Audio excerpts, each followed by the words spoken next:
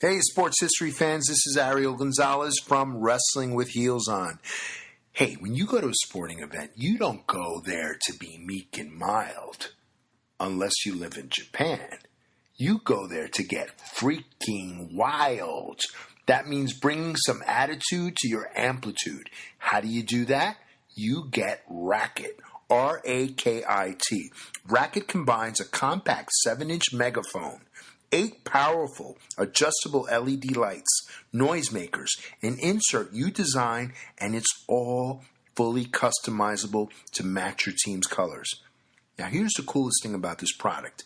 J.J. Abraham, the founder, was the ultimate cheer dad. He followed his daughter's cheer group around the country, and he saw parents struggling using all sorts of crazy contraptions to make some noise for their kids. And then he had an aha moment. He thought, wait, why not combine all of these doodads into an all-in-one compact device for the ultimate fan? JJ and his team worked 3 years on developing version after version after version until they finally landed on Racket, R-A-K-I-T, so you can make some noise and cheer and be a part of the action. So get out there and let's get loud. Bring a racket to your next game or competition to cheer on your favorite team or athlete. You can customize your racket with your own logos, drawings, and names. Get beads to match your team's colors. Flashing lights add to the excitement. Are you ready to make a racket? Be part of the game. Each racket pack comes with 1 racket megaphone, 1 lanyard to keep a hold of the thing, 2 scratch-resistant bead packs, 1 clear and 1 color of your choice, and a 10-pack of customizable self-adhesive inserts. Currently on sale, wait for it, $24.99. To pick up your racket today, head to myracket.com. That's myraket.com. Now get out there and make some noise.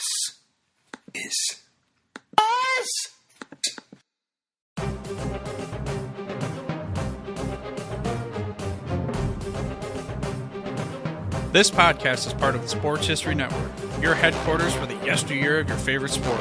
You can learn more at sportshistorynetwork.com.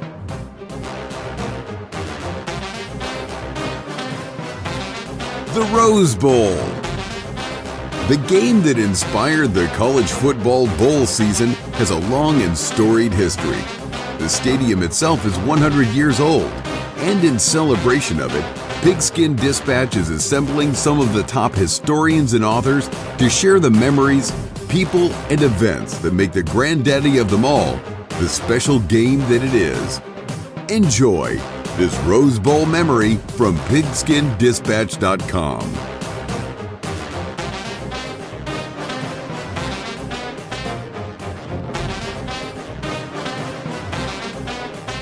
Hello, my football friends. This is Darren Hayes of PigskinDispatch.com. Welcome once again to the Pigpen, your portal to positive football history. And welcome once again to Rose Bowl month. We are having such a ball talking about the great game in the stadium that's turned 100 years old. The stadium, that is. Game's been played a little bit longer than that, off and on. But we have some great guests and historians coming on a lot of these episodes. And tonight we have another one. Our good friend Larry Schmitt joins us to talk about some great Rose Bowls that are memorable to him. Larry, welcome back to the Pigpen. Thanks for having me back, Darren. My pleasure, as always. Larry, why don't you tell us a little bit about some of the projects you're doing this football season? This season on Big Blue Interactive, I've been doing a weekly retrospective where I dig into the old newspaper archives, and depending on who the Giants are playing that week, I try to grab a game from the past and I post all of the newspaper clippings, and if I can find anything on YouTube. And one of the fun parts about it is I have so many newspaper archives at my fingertips that I always try to grab something from the opposing team as well. And it's always really interesting to look at a game from 2 points of view. It's easy to get a bunch of New York newspapers, but to get one, from Philadelphia, or last week I did a Giants Redskins game from 1984, and the Washington Post always has very, very good football coverage. And so it's kind of fun. This year I have the Giants Eagles game from 1950, and that's a good one to look back on, because the Eagles were such a a strong team then. They had won the NFL title in 48 and 49. They were the defending two-time champs. And, you had the Cleveland Browns in the league that year. So that's always that's a 1950 is a really interesting year in professional football history. So I'm doing that every week. And over at the Gridiron Uniform Database, as always during the regular season, our focus is keeping current, and it's been very busy, this year because so many teams with the single helmet shell rule being lifted. There's so many throwbacks and alternates, and people are changing it. So it's just keeping current. But in the background during the week, we're continuing. I've been helping out Bill a lot, assembling the CFL uniform database, which we talked about when we were on here about 6 months ago or so when we had the unveiling. So that's as Bill finds, little gaps in the schedule, he's plugging in uniforms, but I'm, getting the templates all set up for him so we can just roll in and put in all his beautiful artwork. Yeah, well, you guys do a great job there, and we all appreciate that, getting the history of all these great uniforms. And it's got to be really challenging this year, like you said, with all the helmets. I mean, I'm seeing all these black helmets coming out in the NFL. How many teams wear all black every week? It's horrible. Washington, the Eagles, the Jets, the Ravens have been doing it every week. It's like everybody's either in all black or navy blue, and it's. Gosh, I don't know. It's supposed to be like color rush, but why is everybody wearing black?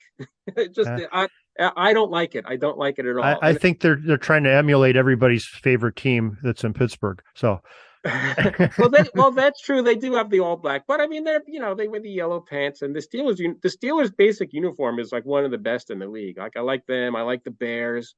I'm a traditionalist, but God, the Jets and the Jets in black is just wrong. It's just wrong. And the Eagles, and there's so many teams. Like, I don't know. I don't like it. But that's just me.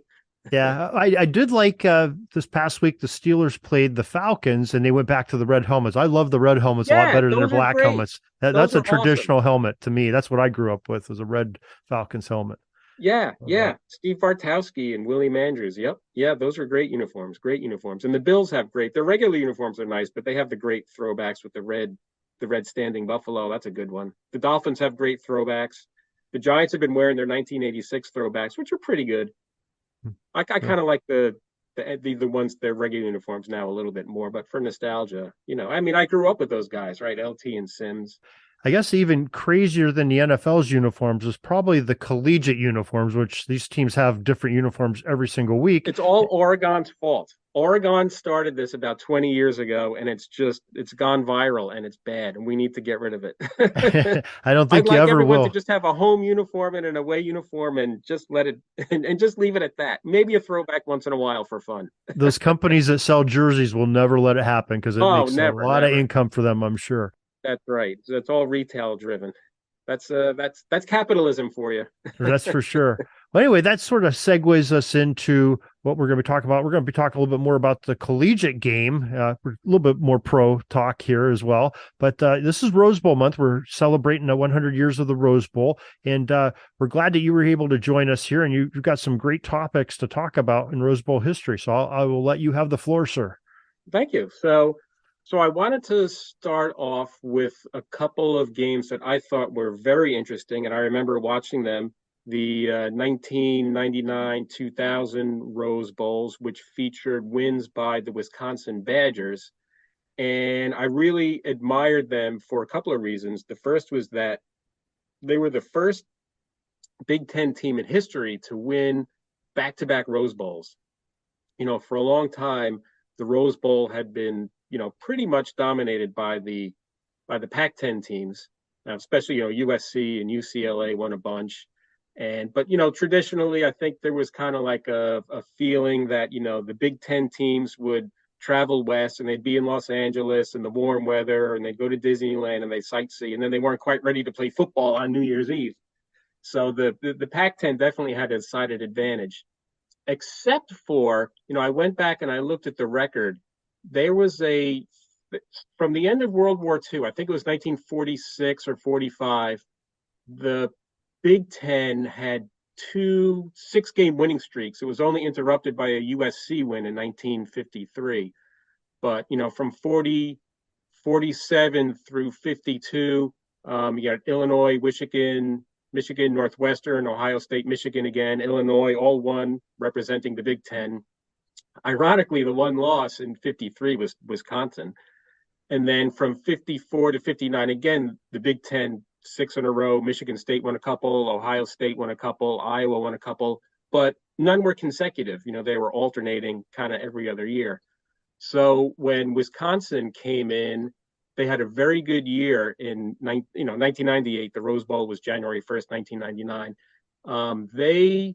Michigan and Big Ten, they all tied for first place. Within their conference records were all 7-1. Wisconsin and Ohio State were 11-1 overall. Michigan was only 10-3, but the Big Ten standings, recognizes the conference record. But the Badgers were awarded the Rose Bowl berth because at that time, the Big Ten would send the team that had gone the longest without a Rose Bowl visit. So, Ohio State and Michigan had both gone recently. Wisconsin hadn't been there since 1994, so they got the bid. They got to go to Los Angeles to play UCLA. UCLA had a very, very, very good team that year. They were ranked number 1 through most of the year. They were unbeaten until their last game. They were at Miami. They lost a crazy game to the Hurricanes. I think it was a high-scoring game. It was something like 49-45. So they went into the Rose Bowl. They dropped to 6. Wisconsin was ranked number 9, but quite infamously, it was Craig James on ESPN. He was an analyst at the time. He made a comment that made all the billboards in Wisconsin, that he said, Wisconsin is going to be the worst team ever to play in the Rose Bowl.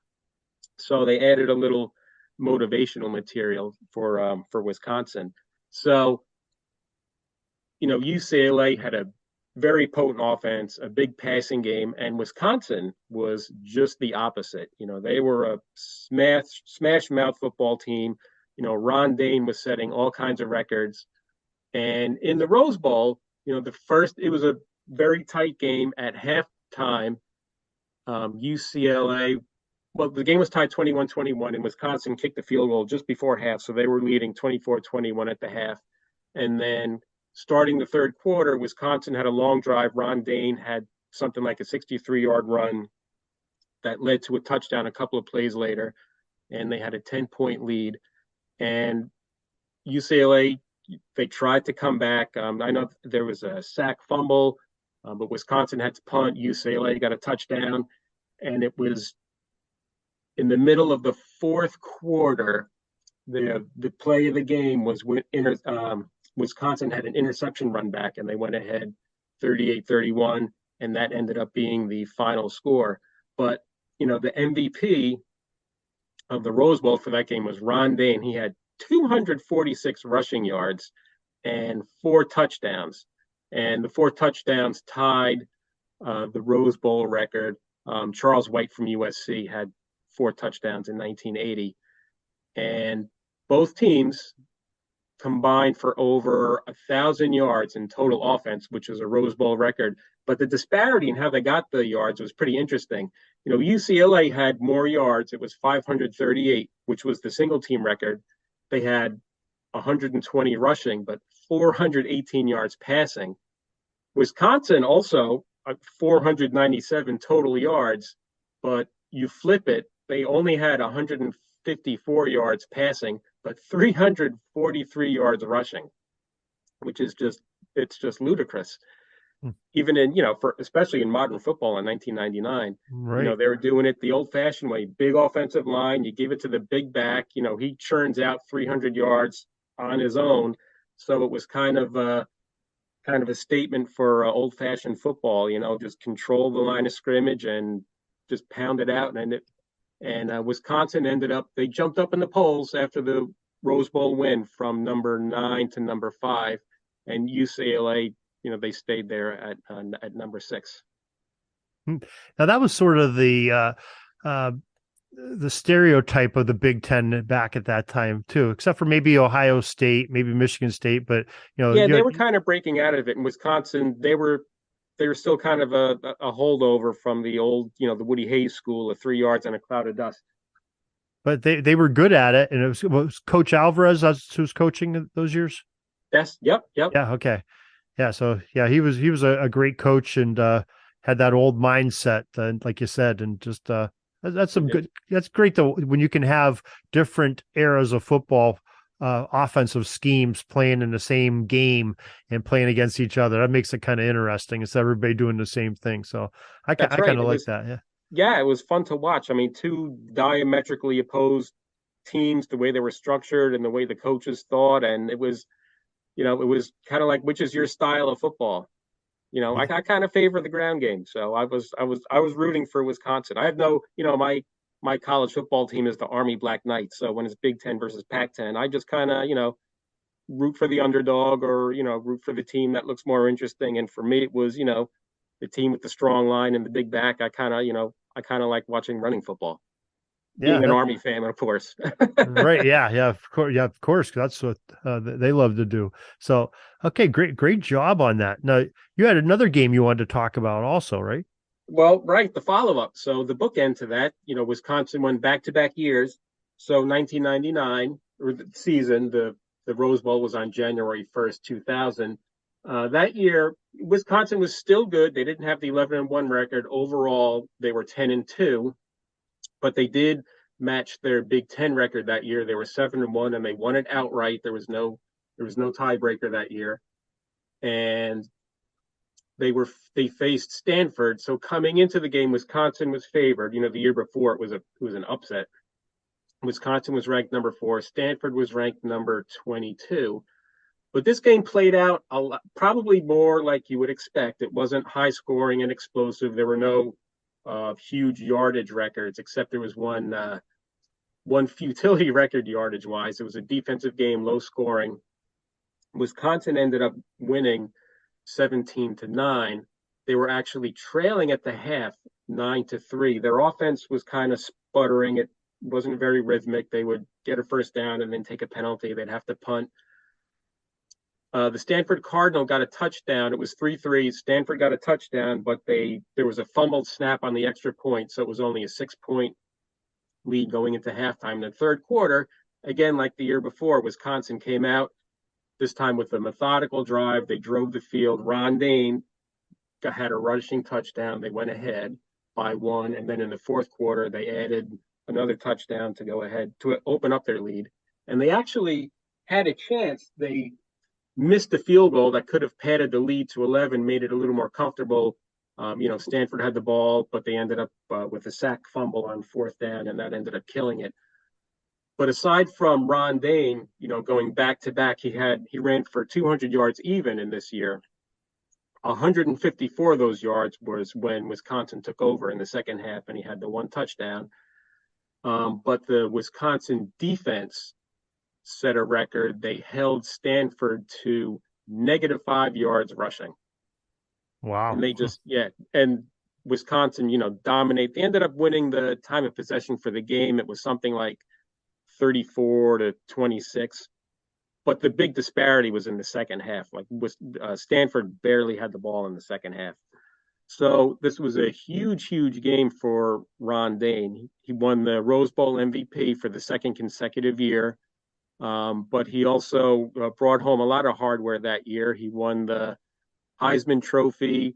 He won the AP Player of the Year. He was the Big Ten Offensive Player of the Year. He won the Doak Walker Award.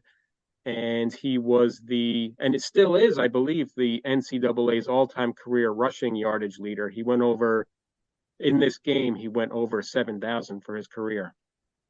And he was also the first Badger player to win the Heisman since Alan Amici in 1954. Wow. Yeah. He was a great collegiate player. And the dude was just a beast. And, his line was pretty beastly too. They opened a lot of holes for him. I remember watching these Rose Bowls, and they're handing the ball to this big back, and nobody would get a hand on him until he was like 5 yards. Like he would get through the line, and he was at the second level of defense before anybody even got a hand on him. He he had help. He didn't do it by himself. No, but still, well, I guess when you're a smaller DB trying to tackle him at the second level, and Yeah, you got guys to go just low. guys just trucking you, that's that's a tough game. But the defense of Wisconsin, how frustrating that had to be for Stanford. Right. Their defense is on the field quite a bit because Wisconsin's running the ball down their throats, and they got fatigued in the second half. They got worn down. They had grass stains on the back of their jerseys. and then you can't run the ball yourself. That's Yep. got to be really frustrating and just kill a team's any hope of winning when you have that. You take the life right out of them. So that's right. That's an entertaining style of football. It kind of vindicated Barry Alvarez. He proved the year before. It wasn't a fluke.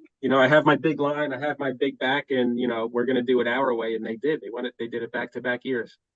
And nobody from the Big Ten has done it since. They're still the only Big Ten team to win two consecutive Rose Bowls.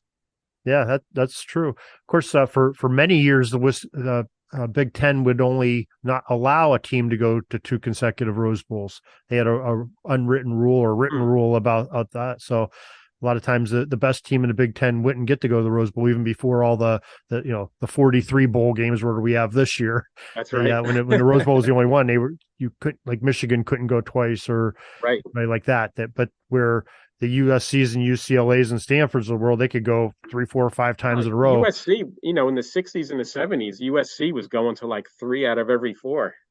Yeah. And they were winning 2 out of 3 of those.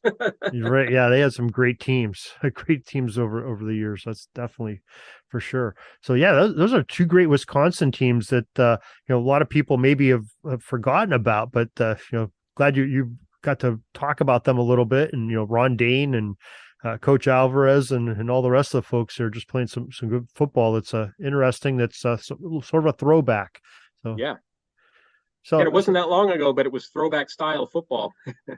Yeah, it doesn't seem like that long ago. You're talking about the year 2000, but you look at the calendar, you're like going, "Oh my God, that was 23 years ago." That's amazing how time flies by. Okay, so I think you want to segue this into a little bit more into maybe the professional style, and probably because of the one player that won the MVP 2 years in a row. That's right. So, the Rose Bowl was the setting for a number of Super Bowls in the 1970s and 80s. And my personal favorite happened to be the Super Bowl 21 in 1986. And, you mentioned the player winning MVP. And I'm pretty sure that almost every Giant fan, when I read off these numbers, knows exactly what they mean. 22, 25, 268, 30. That is the stat line for Phil Simms. He was 22 of 25 for 268 yards, 3 touchdowns, and no interceptions. He was just short. Of the perfect passer rating for that game.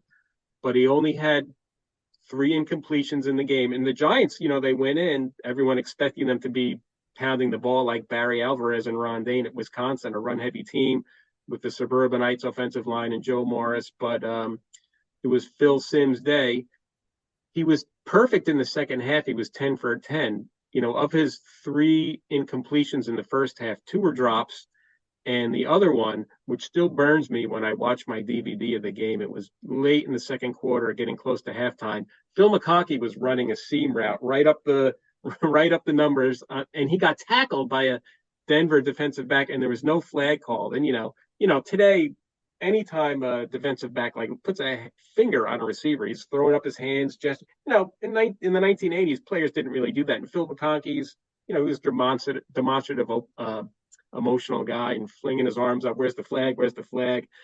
I still watch the 35 years later. I'm like, where's the flag? So that cost Phil his perfect passer rating of 158.3. But he got his MVP. The Giants got their first championship in 30 years. They last won it in 56 in Yankee Stadium when Charlie Connerly was the quarterback.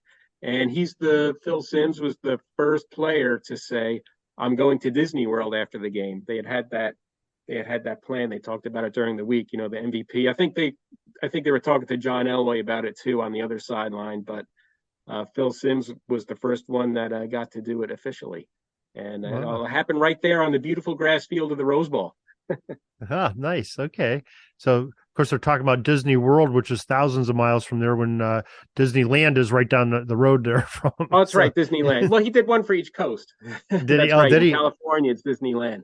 Okay. So there was two commercials. Okay. So, I was gonna say over here, we on the East Coast, we saw the Disney World commercials all the Yeah, time. yeah, like on the Super Bowl highlight DVDs, they have like all the NFL films outtakes and they show Sims doing each. I'm going to Disney World, I'm going to Disneyland. It's pretty funny. But Okay. yeah, so I can, personally attest, we were talking about the Big Ten and the warm weather and not being ready and the Pac-10, dominating the series. So, I'm a former Giant season ticket holder, and I can tell you that in the Northeast that year, it was a deep, chill winter with a lot of snow. And I went to the Giants' final three home games of the year. That was my freshman year of college. So I'd come home. I went to the final game of the regular season against Green Bay, and the Giants Stadium in the Meadowlands was notorious for the wind. And it's funny how it got progressively worse. So the last game against the Packers, the Giants win. They get the bye week. They played the 49ers in the divisional round, and that was the 49-3 game. And that was a game where Sims, he was something like 8 of 14.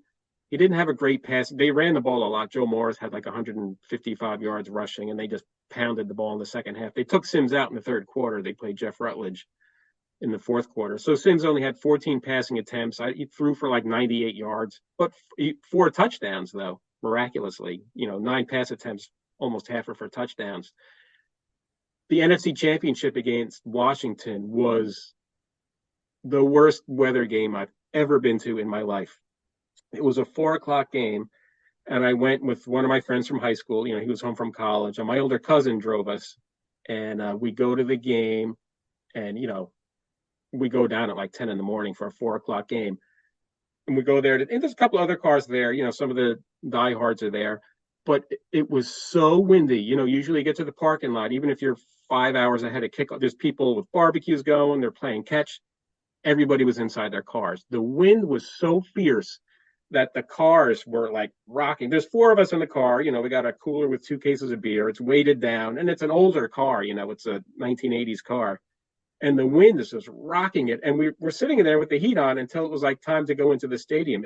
And then the wind during the game, when you watch the DVD, Jay Schrader had a strong arm, but the ball was fluttering when they were going into the wind.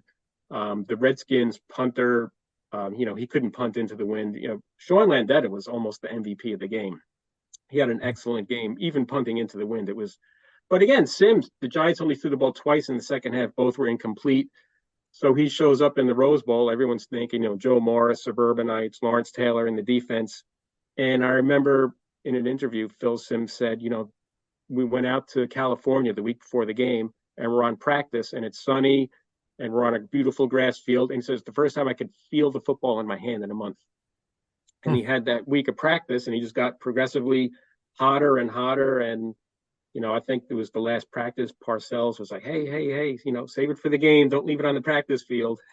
So he had some good mojo going, being a team from New York and the Northeast. And I'm telling you, it was horrible weather. I remember it. I lived it. And they got to go out to California, and they, he had the game of his life. Yeah, boy, that's a extremely memorable game that he had, and still people are talking about it. We're talking about it right now, so definitely a great quarterback when he was on his game. That's for sure. And what a great leader for that team of so many stars. And he's almost in some ways forgotten because they had such a great defense. When you had the LTs and the Carsons of the world, and Parcells was a big time alpha male figure in the locker room. And somehow he was able to fly under the radar. The defense and the running game got the attention, and the coach, he's one of the most quotable guys. Everybody loved his press conferences. They were their own kind of like bizarre theater, and Sims just kind of, and he was content. He didn't really crave the spotlight. He was he was a team guy, not a me guy. And I again, reading interviews and stuff, because I read everything about the Giants. He was even saying something how he loved how the press was billing it as, John Elway, because they had their famous game against the Cleveland Browns, the 98-yard drive that got it to overtime, and he actually loved the fact that the press was billing it as John Elway versus the Giants defense. He's like, "There's no pressure on me. This is great." Yeah. That was the Giants. That was like their first year of really rising. Well, they had a good season the year before, They had a good year in '85. They were pretty good. They were a little inconsistent, and then they ran into the '85 Bears, and nobody was going to beat them. They were just a juggernaut. They were like, that team caught lightning in a bottle. They just had everything working, and the Giants played them tough for a half, but that was the Bears' year. But then the Giants, the next year they kind of took it as a lesson. We know we're a good team, but we just have to step it up one more level. Yeah, but the Giants, they were that sexy team that year that everybody wanted to watch. I know, because we're not in a Giants market here in Pennsylvania, but that was a team, hey, the Giants are on. We got to watch this team. This is the sexy pick to watch this year. So, and Parcells was sort of a no name that was sort of, around the other parts of the NFL, just coming up and, hey, this guy's really coaching these guys up. And, this guy Belichick is, the defensive coordinator, and this guy LT, and it's just great. That was the first year.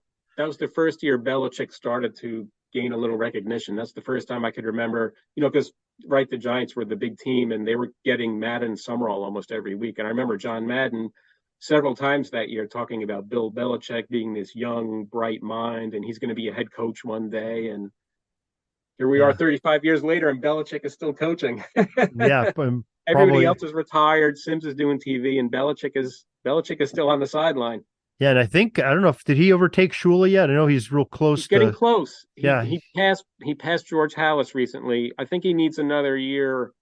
The Patriots, what are they, 6-6? They're having an okay year, so he's going to need another 2 or 3 years probably to catch Shula, and I'm sure he will. He will. Even in a bad year, retiring anytime soon. Right? Yeah, even in a bad year, he can catch them. They're that close, so it's so very, very nice. Great research on the Rose Bowls. We knew you were going to know a lot about the Giants, talking about that. So, and really appreciate you coming on and sharing these Rose Bowl memories with us and helping us celebrate the 100th anniversary of the stadium. My pleasure. Thank you. Every time, this is great. I enjoy it. I probably say this every time, but you give me an avenue to just share my passion. I love football. I love football history, and it's something that I do all the time just because I enjoy it. So, thank you for having me on.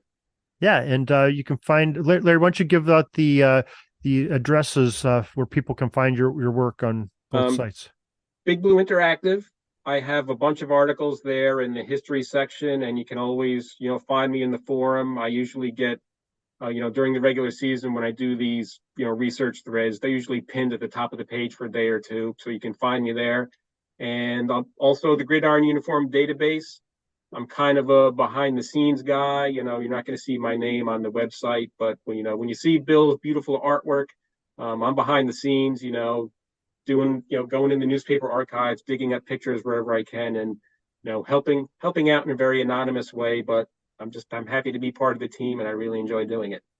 All right. And we enjoy watching and looking and reading everything you got going on both those sites. So appreciate you, Larry. Thank you very much for joining us, and we'll talk to you again real soon. Thank you. And go Army, beat Navy. Peeking up at the clock, the time's running down. We're going to go into victory formation, take a knee, and let this baby run out. Thanks for joining us. We'll see you back tomorrow for the next podcast. We invite you to check out our website, pigskinddispatch.com, not only to see the daily football history, but to experience positive football with our many articles on the good people of the game, as well as our own football comic strip, Cleat Marks Comics. Pigskinddispatch.com is also on social media outlets, Facebook, Twitter, Instagram, and don't forget the Pigskin Dispatch YouTube channel to get all of your positive football news and history. A special thanks to the talents of Mike and Gene Monroe, as well as Jason Neff for letting us use their music during our podcast. This podcast is part of the Sports History Network, your headquarters for the yesteryear of your favorite sport. You can learn more at sportshistorynetwork.com. Hey there, sports history fan. This is Arnie Chapman, a.k.a. the Football History Dude, and I hope that you enjoyed this recent episode presented by the Sports History Network and we're able to learn some good old-fashioned sports history knowledge nuggets. I started the Sports History Network back in 2020 with the mission to help podcasters find a community of like-minded sports history nerds, as well as helping aspiring podcasters to start their own shows. We have a little bit over 30 shows on the network right now covering all sorts of sports history, but as far as I'm concerned, we're just at the toothpick in the ocean moment, that can't even figure it out because there's so much more coming. We wanted to create the ultimate headquarters for sports yesteryear, starting with Podcast Network and our website, but we're going to continue to move into other mediums as well. And here's the cool part, because we want you to be part of our team. So if you're interested in starting your own podcast, or maybe being a guest on one of our shows, or who knows, maybe even writing an article for us over on the website. Seriously, all you gotta do is reach out to us on the contact page over at sportshistorynetwork.com. You can be as technologically savvy as a Neanderthal tapping on a stone trying to figure out this whole hieroglyphics thing back in the day. Again, it doesn't matter, because even if you don't understand the whole podcast space, we have a production team that can pretty much help you out with doing everything. All you gotta do, head over to sportshistorynetwork.com, head to the contact page, fill it out. That message goes right to me, and I'll reach out to you as soon as I can. But for now, dude, I'm through if you're through.